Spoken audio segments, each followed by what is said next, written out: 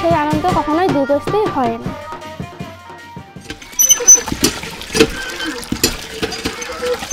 আমি রুমানা, আমি ক্লাস 10-এ পড়ি। আমরা 5 ভাই বোন। আমার আপু যখন ক্লাস 8-এ পড়ে তখন তার বিয়ে হয়ে যায়, কিন্তু বিয়েটা ছিল বাল্যবিবাহ।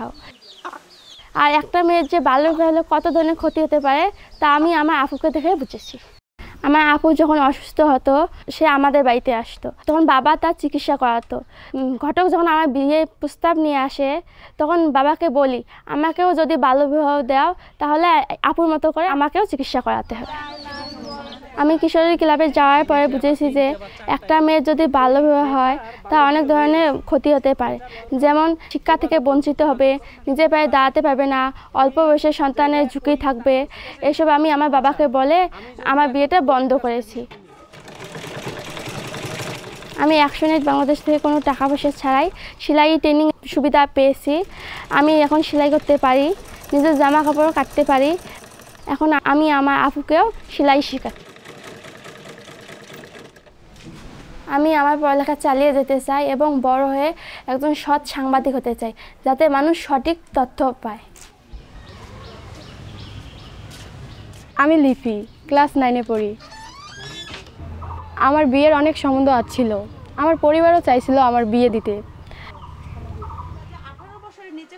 আমাদের এলাকায় অ্যাকশন-এইড বাংলাদেশের সেশন হয়েছিল, আমি সেখানে গিয়েছিলাম, যে বাল্যবিবাহের 21টি ক্ষতি সম্পর্কে জেনেছিলাম।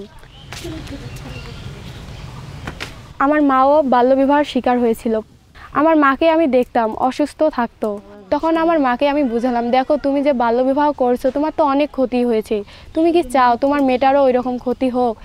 তখন আমার মা তার ভুলটা বুঝতে পারলো। এখন আইজিএর সাপোর্ট পেয়েছি। আমার 2টি ছাগল আছে, ছাগল পাওয়ার পর আমার পরিবারেরও অনেক সাহায্য হয়েছে।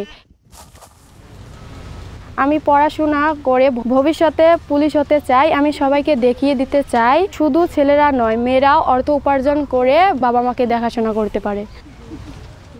কিশোরী ক্লাবে আমরা প্রতি মাসে একটি মিটিং করি, সেখানে যে আমরা বাল্যবিবাহ সম্পর্কের ক্ষতির দিকগুলো তুলে ধরি। আইন ভঙ্গের প্রবণতা বাড়ে। আমি স্কুলে বাল্যবিবাহ নিয়ে সেশন করি। আমি নিজেও বাল্যবিবাহ করব না, আমার যে ছোট 2 বোন আছে তাকেও বাল্যবিবাহ করতে দেব না। আমরা বেশ কয়েকটি বাল্যবিবাহ বন্ধ করেছি। কোথাও কোনো বাল্যবিবাহের খবর পেলে আমরা নিজেরা আলোচনা করি এবং মেয়ের বাবা মাকে বুঝাই। তারপর গ্রামের মেম্বার চেয়ারম্যানদের বলি, তাতেও যদি বাল্যবিবাহ বন্ধ না হয় তারপরে আমরা 109 এবং 999-এ ফোন করি।